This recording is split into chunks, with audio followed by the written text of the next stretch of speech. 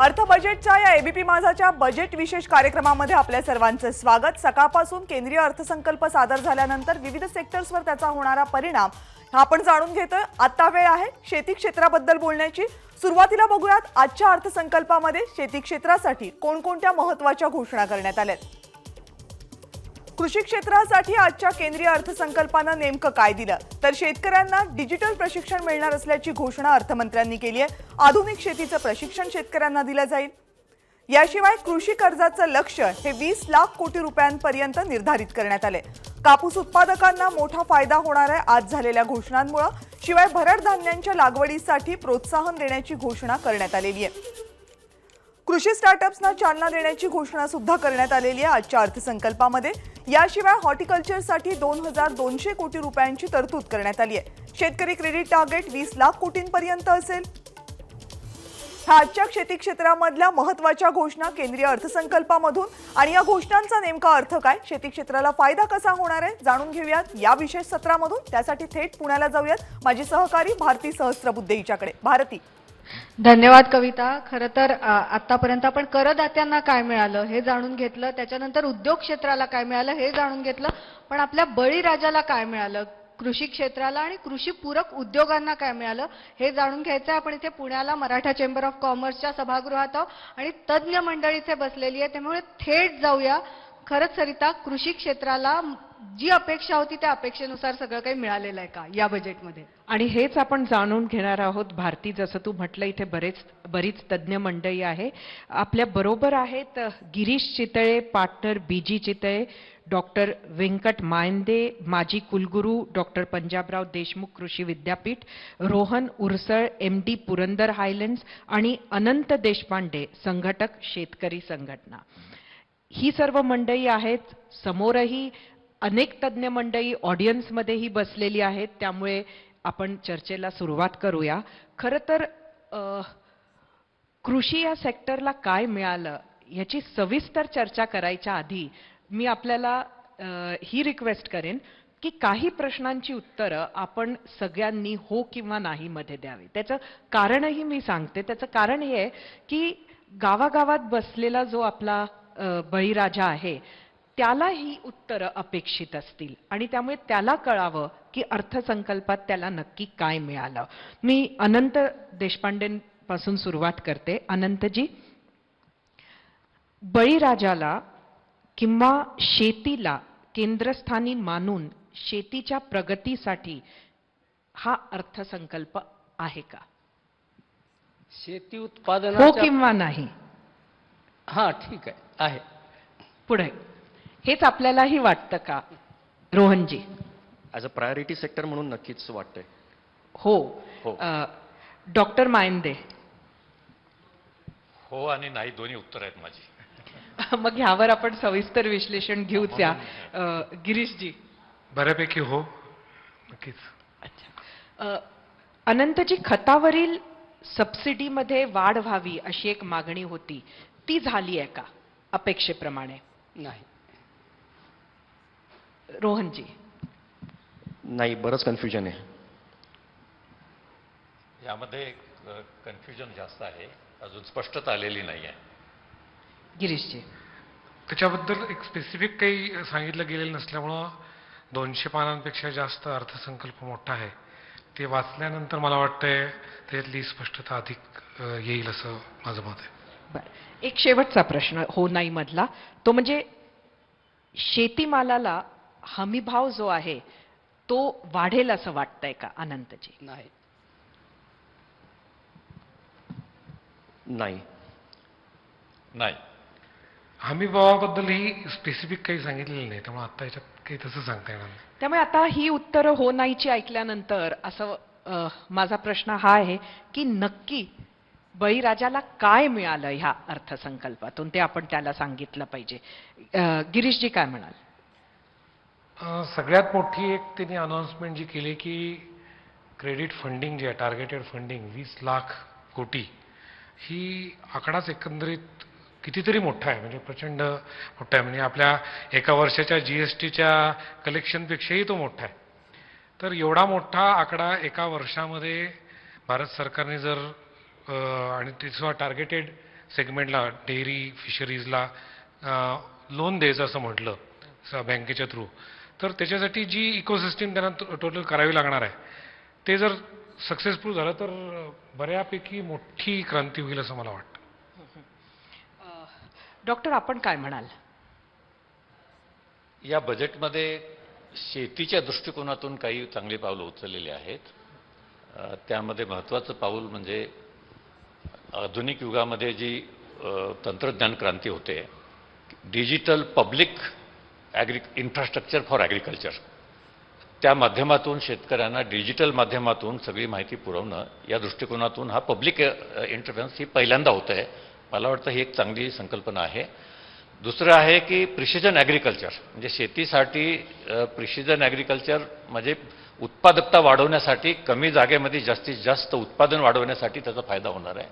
त्याचा प्रसार करणं यासाठी एक चांगलं पाऊल उचललेलं आहे. आणि दुसरं ॲग्री स्टार्टअपसाठी प्रमोशन करण्यासाठी एक स्पेशल एक इन्फ्रास्ट्रक्चर तयार केलं आहे त्यांनी. तर ॲग्री स्टार्टअपला याच्यापुढे बळ मिळेल, या चांगल्या गोष्टी याच्यामध्ये आहेत. आणि दुसरे इंटरनॅशनल मिलेट इयर आहे, त्या दृष्टिकोनातून भरड धान्याला सेंटर ऑफ एक्सलन्स हैदराबादला जे त्यांनी प्रपोज केलेलं आहे, हा चांगला आहे ॲक्च्युली. कारण भरड धान्यापुरतं एक वर्ष आहे म्हणून नाही आहे, परंतु भरड धान्याचं आपल्या खाद्यान्नामधलं जे महत्त्व आहे ते लक्षात घेतलं तर भविष्यामध्ये आपल्याला भरड धान्याकडे खाण्यासाठी वळावं लागेल. कारण हे न्यूट्रिशन हे भरड धान्यातूनच मिळतं, ते आपण विसरलो होतो. मला वाटतं या प्रोव्हिजनच्या माध्यमातून तिकडे आपण वळू. अशा काही चांगल्या गोष्टी याच्यामध्ये आहेत, पण काही काही मिसिंग आहेत, त्या मी नंतर सांगेन आपल्याला वाटल्यास. आता एकदमच सगळं सांगत नाही, परंतु या आत्ता जे काही प्रोव्हिजन दिसतंय त्यापैकी ह्या 3-4 गोष्टी फार मला महत्त्वपूर्ण वाटल्या. रोहनजी, एकंदरीत बजेटचं जर एक पहिली गोष्ट चांगली होती की ते त्यांनी प्रायोरिटी सेक्टरमध्ये ॲग्रिकल्चर प्रामुख्याने घेतलं. त्याच्यानंतर आपण जेव्हा बघितलं की डिजिटल पब्लिक इन्फॉर्मेशन सिस्टीम त्यांनी जी उभारायचं ठरवलं आहे, तर नक्कीच crop management, plant management, harvest management आणि ओव्हरऑल जेव्हा आपल्याला एखाद्या रिजनचं सर्वे करायचं की या रिजनमध्ये किती पटीने एखादा क्रॉप ग्रो होतंय, हे ह्या डिजिटल इन्फ्रास्ट्रक्चरमधून नक्कीच फायदा होईल. कारण की इथून फार्मर्स आणि बायर्स हे चांगल्या पद्धतीने कनेक्ट होतील, हे एकंदरीत दिसतंय. क्रेडिट लेव्हरेज त्यांनी जे म्हणलं की गेल्या वर्षी 18 लाख कोटींचं त्यांनी दिलं होतं, ह्यावेळेला ते 20 लाख कोटींवर नेलेलं आहे. आणि गेल्या वर्षी त्यांचं म्हणणं की 75% त्याचं डिस्बर्समेंट झालं होतं. मला तुम्हाला 1 मिनिट थांबावं लागेल, थोडंसं थांबवते. आदित्य ठाकरे बोलतायत, थेट जाऊया. आत्ताच निवडणुका होऊन गेल्या, मोठ्या संख्येत त्यांना सीट्स मिळालेल्या आहेत, जिंकलेले आहेत. 150हून जास्ती सीट जिंकलेले आहेत. तिथे ज्या राज्यात इथून वेदांता फॉक्सकॉन घेऊन गेले, एअरबस टाटा घेऊन गेले, आपलं गिफ्ट सिटी तिथे गेलेलं आहे, फायनान्शियल सेंटर तिथे गेलेलं आहे, त्यांना अधिकच्या सवलती मिळाल्या आहेत. त्यांना सुरतला मला वाटतं डायमंड हब पण मिळालेला आहे. पण इथून ज्या राज्यात, महाराष्ट्रातून दुसऱ्या राज्यात जिथे जिथे उद्योग नेलेत, महाराष्ट्राच्या जखमेवर मीठ चोळण्याचं कामच झालेलं आहे.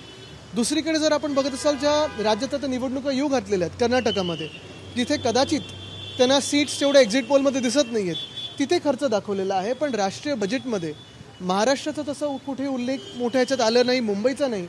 मूळ मुद्दा हाच राहतो की आता तरी इथे सरकार घटनाबाह्य जरी असेल, एवढं सगळी ओढताण करून इथे बनवलेलं आहे, तरी देखील महाराष्ट्राला, मुंबईला कुठे ना कुठेतरी दिल्लीसमोर झुकवायचं आणि काहीच द्यायचं नाही, हे आजच्या बजेटमधून दिसत आहे. मी बाकीच्या दाव्यांमध्ये जाणार नाही, कारण जे आपण बघितलं, महिलांसाठी तसं काही स्पेसिफिकली दिलंय का मला तरी वाटलं नाही. तरुणांसाठी काही होतं का? डिजिटल लायब्ररी ठीक आहे, आज जग गुगलवर आलेलं आहे. पण हे सगळं होत असताना काही जुन्या घोषणा तशाच्या तशा सुरू आहेत.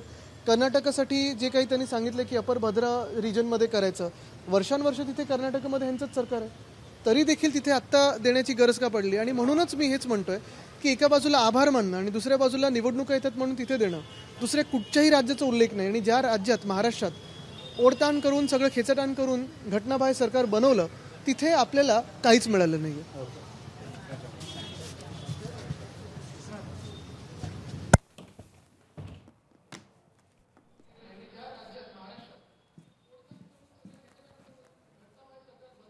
तर हे होते आदित्य ठाकरे.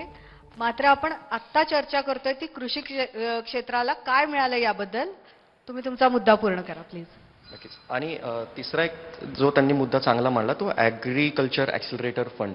तर एकंदरीत स्टार्टअपच्या युगात आपण एकंदरीत बघतोय की आता एक पुरंदर हायलँड्स जर म्हणताल तर महाराष्ट्रातली पहिली FPO होती जी स्टार्टअपमध्ये रजिस्टर झाली. पण प्रवास तिथं थांबत नाही, कारण की एकदा स्टार्टअपमध्ये रजिस्टर झालो की त्यातून पुढे खूप मोठ्या जबाबदाऱ्या येतात. तुमचं इनोव्हेशन आहे, तुमच्या क्रॉपमध्ये तुम्ही गॅप्स कसे फिल करताय, तुम्ही प्रॉब्लेम कसे ॲसेस करताय, शेतीच्या बांधापासून ते मार्केटिंगपर्यंत. त्यामुळे हा एक ॲक्सिलरेटर फंड पण नक्की मला वाटतं पुढे जाऊन फायद्यात ठरू शकतो एखाद्या FPOला. आणि स्टोरेजच्या निगडीत त्यांनी एक घोषणा केली आहे की बऱ्यापैकी तालुका लेवल तिथं ते स्टोरेज उभारणार आहेत. तर त्यासाठी नक्कीच हायली पेरिशेबल कमोडिटीज जसं अंजीर आहे, सीताफळ आहे, या कमोडिटीज दुर्लक्षित होत्या कारण की त्यांच्याकडे स्टोरेज फॅसिलिटीज नव्हत्या. तर अशा काही स्टोरेज फॅसिलिटीज जर उभ्या राहिल्या तर तो एक नक्की फायदा होईल.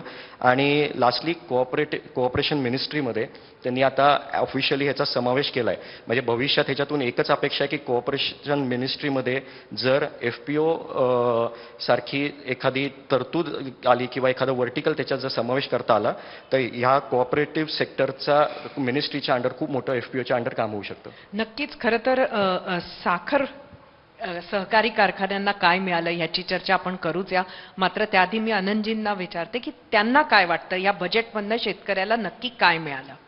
मुळामध्ये जे काही संभ्रम असतात ते डोक्यातले आपले काढून टाकायला पाहिजे. आत्ता 20 लाख कोटी जे ते सांगतायत ना, स्वातंत्र्यानंतर आजपर्यंत शेतकऱ्यांना किती कर्ज, आत्ता टार्गेट किती आहे आजचं, उद्या, या वर्षीचं ते सांगितलंय त्यांनी. म्हणजे 19.5 लाख कोटी अगोदर वाटप झालेले असतील. आता यावर्षी त्याच्यात 30-40 हजार कोटीची भर घालून ते 20 लाख कोटीचं गाठणार आहे, असा त्याचा अर्थ आहे बरं का. म्हणजे 20 लाख कोटी यावर्षी वेगळं कर्जाचं बजेट काढणार आहे सरकार, असं नाही त्याचा अर्थ. म्हणजे ते दरवर्षी असंच सांगत असतं सरकार. ती एक लबाडी असते किंवा ती एक खुश करण्यासाठी वापरलेला नुसका असतो तो एक. दुसरी गोष्ट अशी आहे की मी शेतीच्या प्रश्नाकडे वेगळ्या पद्धतीने बघतो. 85% शेतकरी 2 ते 2.5 एकरचा मालक आहे आता देशातला. म्हणजे अल्पभूधारक शेतकऱ्यांचा हा देश आहे. नंबर 1. या शेतकऱ्याला जे मिळेल ते बरं वाटतं.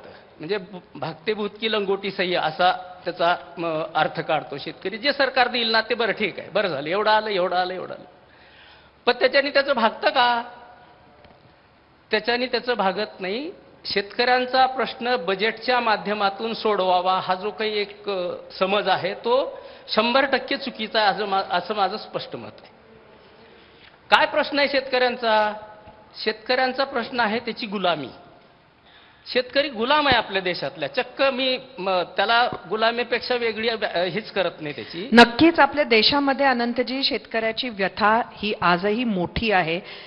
मात्र आता आपण ह्या अर्थसंकल्पातून शेतकऱ्याला काय मिळालं हे त्याला समजावं ह्यासाठी ही चर्चा आपण घेत आहोत. त्यामुळे ह्या बजेटमधनं त्याला काय मिळालं की काहीच मिळालं नाही असं आपल्याला वाटतंय. नाही, त्याला जे काही दिलं जातं ना त्याला उत्पादन वाढवायसाठी, प्रोत्साहन देण्यासाठी दिलं जातं. त्याला मिळतं कधी? तो उत्पादन करतो, बाजारपेठेत जातो आणि आपला माल विकतो. ज्यावेळी त्याच्यामधून त्याला 4 पैसे सुटतील त्यावेळी त्याला मिळाला असा त्याचा अर्थ काढता येतो आपल्याला स्पष्टपणानं. जर समजा त्याला राबवून घेण्यासाठीच काही दिलं जाणार असेल तर ते शेतकऱ्याच्या सोयीचं नाही, मग त्याला राबवायसाठी वापरले गेलेली ती रक्कम आहे असं मी त्याचा अर्थ काढतो. आणि तो बरोबर आहे. मुळामध्ये त्याला शेतमालाचे भावच जर बाजारपेठेत मिळत नसतील, मिळू दिले जात नसतील सरकारकडूनच, म्हणजे एका बाजूला तुम्ही त्याला खर्च करायसाठी पैसे देणार, कर्ज देणार, त्याला वेगवेगळ्या योजनाच्या माध्यमातून त्याला हे करणार, प्रोत्साहन देणार आणि बाजारात गेलं की त्याच्या मालाचे भाव पाडणार, म्हणजे हा त्याच्याशी केलेल्या कराराचा भंग आहे असं मी मानतो.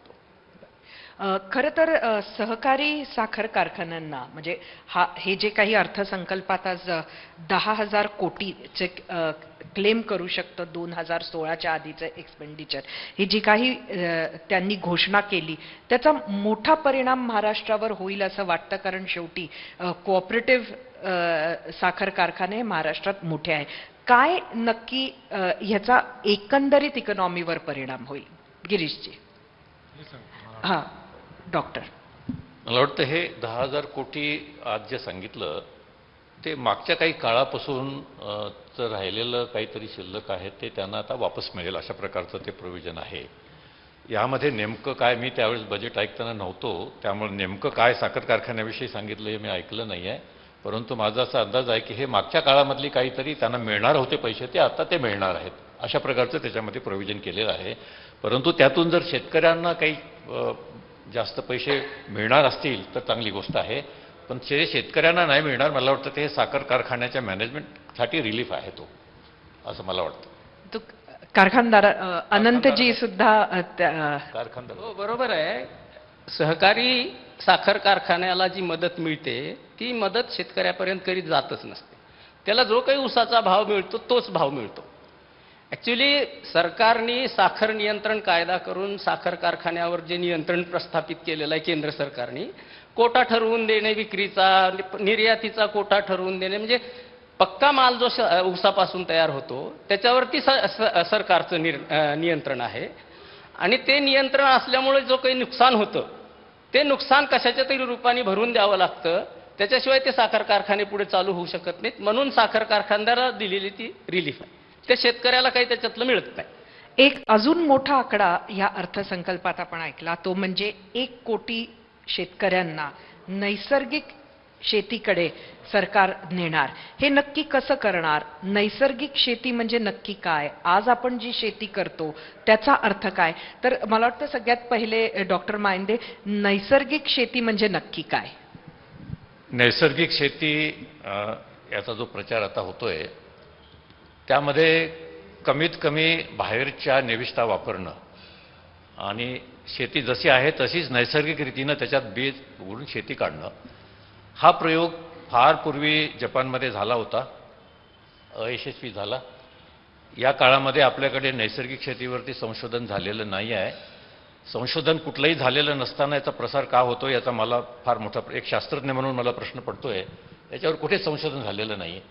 आत्तापर्यंत ज्यांनी अशा प्रकारचे प्रयोग केले ते शेवटी प्रयोग फळाला गेलेले नाही आहेत. परंतु याच्या पाठीमागचा जर उद्देश आहे की आपल्याला विषमुक्त अन्न पाहिजे, तर थोडंसं केमिकलचा वापर कमी करावा, रसायनाचा वापर कमी करावा, म्हणजे आपल्याला त्याचं जे रसायनाचा अंश जो अन्नामध्ये येतो तो आपल्या फूड चेनमध्ये, आपल्या मानवी जीवनामध्ये येणार नाही, आरोग्यावर परिणाम होणार नाही. या दृष्टिकोनातून आपल्याला केमिकल कमी करणं हा उपाय आहे. परंतु एकदम नैसर्गिक शेती करायला लावणं ही परवडेल का? अर्थशास्त्रीय दृष्टिकोनातून त्याला काही पैसा मिळेल का? याचं उत्तर आमच्याकडे नाही आहे. मी शास्त्रज्ञ आहे, शास्त्रज्ञ म्हणून आम्ही कुठेही प्रयोग केलेले नाहीत. परंतु इथं प्रयोग करायला सांगितले सरकारनं, तर आता प्रयोग करायला पाहिजे याच्यावरती. परंतु एकदम त्याचा प्रसार करणं, कुठलंही संशोधन नसताना एकदम त्याचा विकासामध्ये ही योजना घेणं हे बरोबर नाही आहे, असं माझं मत आहे. रोहनजी, आपण काय म्हणाल?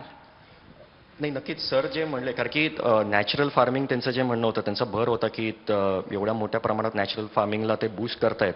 पण एकंदरीत नॅचरल फार्मिंग कसं करायचं, आता एक आपण आत्ताच जस्ट ऐकलं की भारतात अल्पभूधारक शेतकरी हे मोठ्या प्रमाणात आहेत. त्यांचं पूर्ण वर्षाचं फॅमिली त्या शेतीवर चालती. आणि अशा ह्याच्यात जर त्यांचं इन्कम जर कमी झालं, त्यांचं प्रोडक्शन जर कमी झालं ह्या सगळ्या ह्याच्यात, तर अशा वेळेला त्यांना कशा पद्धतीने सपोर्ट मिळणार? कारण की त्यांचं आता फॉर एक्झाम्पल मी एक अंजिराचंच उदाहरण घेईल. अंजिराचे हे शेतकरी हे मोस्टली अल्पभूधारक असतात. 1 एकर, 1.5 एकर, 2 एकरमध्ये ही शेती मोस्टली चालती. आणि त्याच्यातही तुम्ही नॅचरल फार्मिंग म्हणताल, नॅचरल फार्मिंग करायला गेलं तर त्याच्यावर पेस्ट कंट्रोल तुम्ही कुठल्या पद्धतीने करणार आहे? ज्या एखाद्या झाडाला जर 100 किलो माल निघत असेल तिथं 5 आणि 10 किलोच माल निघाला तर मग तो शेतकरी त्याचं कुटुंब चालवणार कसं? तर हे बरेचसे त्याच्यात लूप होल्स आहेत. आणि हे लूप होल्स टार्गेट करताना इथून पुढची वाटचाल माझं स्पष्ट, आमचं पुरंदर हायलँडचं पण आमचं काम ते चाललं की रेसिड्यू कंप्लायंट, की रेसिड्यू कंप्लायंट फार्मिंग जेवढं आपण बूस्ट करू, जेणेकरून आपल्या टेबलवर ते उत्पादन येस्तोवर त्याच्यातलं कुठलाही रेसिड्युअल अनालिसिस म्हणजे अंश त्याच्यात राहणार नाही. ही पहिल्या प्रामुख्याने स्टेप राहील. आणि नेक्स्ट स्टेपमध्ये मग कुठं आपण ऑर्गॅनिक फार्मिंगकडे जाऊ शकतो. खरं तर आपण कृषी म्हणजे अगदी शेतकऱ्यांबद्दल बोलतोय, पण कृषीपूरक, शेतीपूरक व्यवसायांबद्दल पण बरंच बोललं गेलंय आजच्या बजेटमध्ये. चितळे सर, तुम्ही पण सांगू शकाल, आणि इथे काही उद्योजक आहेत जे त्याबद्दल बोलू इच्छितात. कृषी पूरक जे व्यवसाय आहेत त्याबद्दल बोललं गेलं, मग मत्स्योत्पादन असेल, बाकीही विषय घेतले गेले. त्या सगळ्यांबद्दल तुम्ही काय सांगाल? आणि तुमचे काही प्रश्न असतील तर ते. नमस्कार. आता हे जे ॲनिमल हजबंड्री, डेअरी वगैरे जे फोकस्ड एरियामधून अशी आज या बजेटमध्ये घेतलेली आहे की हे जे सेकंडरी सोर्स ऑफ इन्कम आहे, फार्मरच्या प्रायमरी सोर्सपासून सेकंडरी सोर्स ऑफ इन्कम आहे, त्याच्यावर भार दिला जातो आहे की ॲग्रिकल्चरला जे महत्त्व आधी होतं 30-40 वर्षापूर्वी, त्याचं आता कॉन्ट्रीब्युशन GDP मध्ये कमी आहे. ते वाढवण्याच्या दृष्टिकोनातून एक पाऊल टाकलेलं आहे गव्हर्नमेंटनी, किती वर्ष चाललेलं आहे. आणि डबलिंग ऑफ फार्मिंग इन्कम वगैरे जी गोष्टी चालल्या आहेत त्याच्यावर महत्त्व आहे. डेअरी, फिशरीज आणि पोल्ट्री या तिन्ही या गोष्टींवर महत्त्व दिलं जात आहे आणि त्याच्यासाठी फंडिंग पुरवली जात आहे. फक्त हे गव्हर्नमेंटनी जे फंडिंग डिक्लेअर केलं आहे ते बँकेनी आणि फायनान्स मिनिस्ट्रीनी फंडिंग रिलीज करावं, वेळेवर रिलीज करावं आणि त्या फार्मरला किंवा त्या उद्योजकाला ते पैसे व्यवस्थित मिळावे की तो त्यांचा धंदा वाढवू शकतील, या दृष्टिकोनातून बघितलं पाहिजे. नाही, पण उद्योजक म्हणून ज्या तरतुदी आज आपण ऐकल्या बजेटमध्ये, तुम्हाला काय वाटतं की खरोखर कृषीपूरक उद्योगांसाठी एक मोठ्या घोषणा होत्या की फार नव्हत्या? घोषणा नक्कीच मोठ्या आहेत, फक्त त्या घोषणा अंमलात आणणं हे महत्त्वाचं आहे आणि त्याच्यासाठी पावलं उचलली पाहिजे. गिरीजी, खरं तर हाच मुद्दा आहे की घोषणा भरपूर होत्या, पण त्या घोषणा शेवटच्या शेतकऱ्यापर्यंत किंवा जो कृषीपूरक व्यवसाय करू इच्छितो त्यापर्यंत पोचतील का? आणि आतापर्यंतच्या बजेटमध्ये जे काही सांगितलं गेलं ते खरंच खालपर्यंत पोचलं का? तुमचा अनुभव काय?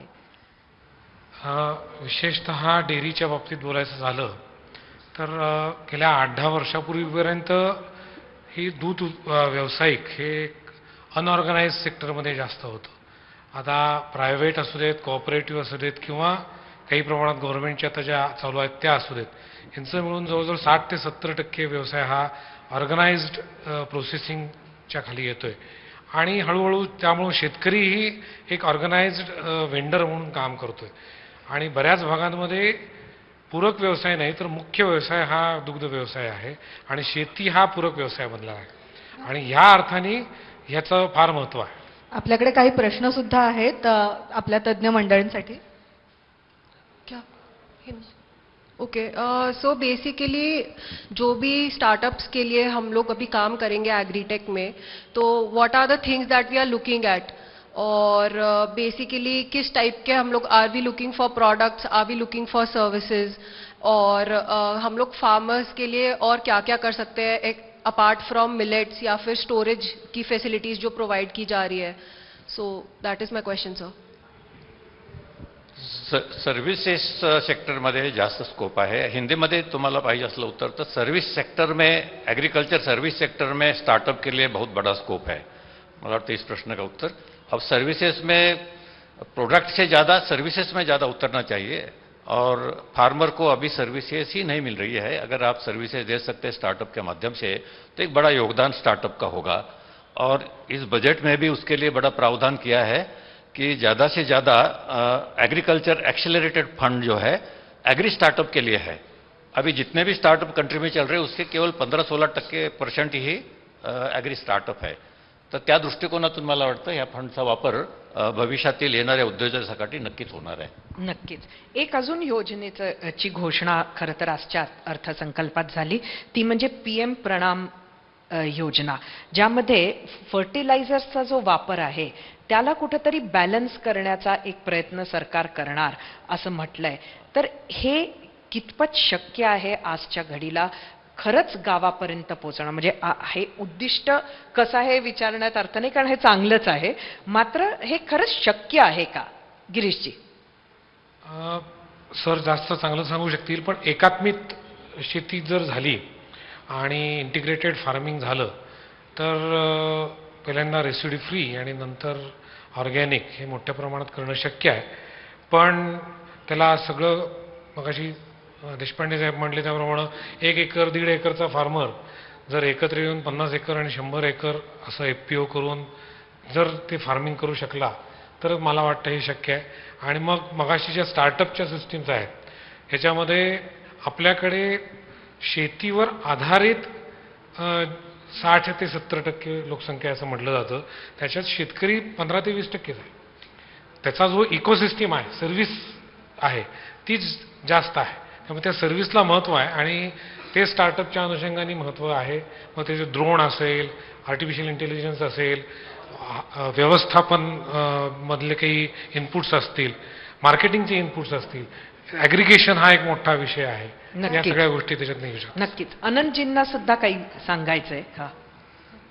ह्याच्यामध्ये ना शेतीच्या लहान तुकड्याच्या शेतकऱ्यांना म्हणजे आपण इंडस्ट्रीमध्ये काही सरकार मार्गदर्शन करायला जात नाही की कारचं डिझाईन कसं असावं, मोटरसायकलचं डिझाईन कसं असावं, साबणाचं कसं असावं वगैरे वगैरे.